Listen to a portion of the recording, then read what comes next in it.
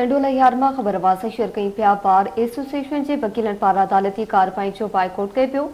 वकीलन एहतजाजी मुज़ाहिरो करे धरणो हयो आहे। एसएसपी हैदराबाद खिलाफ नारेबाज़ी कई पई वञे। अहम ख़बर एक बेर ॿीहर अवांखे ॾींदासीं। टंडोला यार खां बार एसोसिएशन जे वकीलनि पारां अदालती कार्रवाई जो बाइकआउट कयो वियो आहे। वकीलनि एहतजाजी मुज़ाहिरो करे धरणो हयो आहे। एसएसपी हैदराबाद खिलाफ नारेबाज़ी कई पई वञे।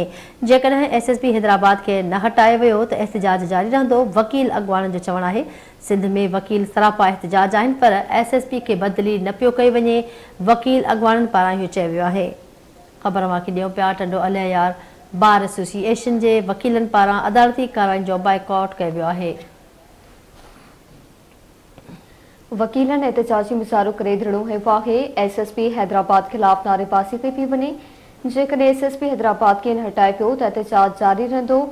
वकील अखबारनि जो चवणु आहे त सिंध में वकील सरापा एहतजाज आहिनि पर एसएसपी के बदली न पियो कयो वञे। अवांखे ख़बर ॾियूं पिया टंडोला यार मां बार एसोसिएशन जे वकीलनि पारां अदालती कार्रवाई जो बाइकआउट कयो वियो आहे। वकीलन एहतजाजी मुज़ाहिरो करे धरणो हयो आहे। एसएसपी हैदराबाद खिलाफ नारेबाज़ी कई पई वञे। वकील अॻवाननि जो चवणु आहे त जेकॾहिं एसएसपी हैदराबाद के न हटायो वियो त एहतजाज जारी रहंदो। सिंध में वकील सरापा एहतजाज आहिनि पर एसएसपी के बदिली न पियो कयो वञे।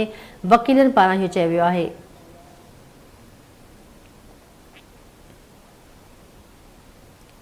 बार एसोसिएशन के वकीलन पारां अदालती कार्रवाई जो बाइकआउट कयो पियो। टंडोला यार मां अवांखे ख़बर ॾियूं पिया वकीलन एहतजाजी मुज़ाहिरो करे धरणो हयो आहे। एसएसपी हैदराबाद खिलाफ नारेबाज़ी कई पई वञे। वकील अखबारनि जो चवणु आहे त जेकॾहिं एसएसपी हैदराबाद के न हटाए पियो त एहतजाज जारी रहंदो।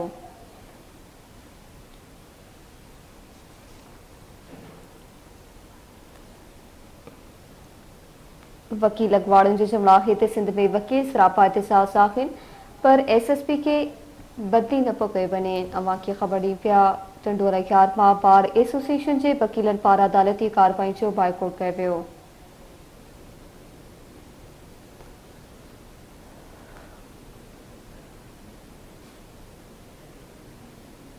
अवांखे आगाह करे रहिया आहियूं टंडोला यार बार एसोसिएशन जे वकीलनि पारां अदालती कार्रवाई जो बाइकआउट कयो आहे। वकीलनि एहतजाजी मुज़ाहिरो करे धरणो हयो आहे।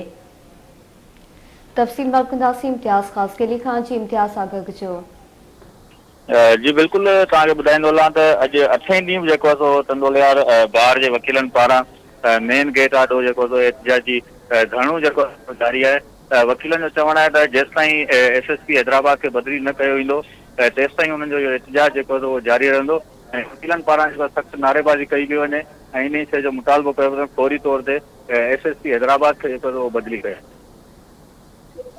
महिरबानी अवांजी इम्तियाज़ आगाह करण लाइ।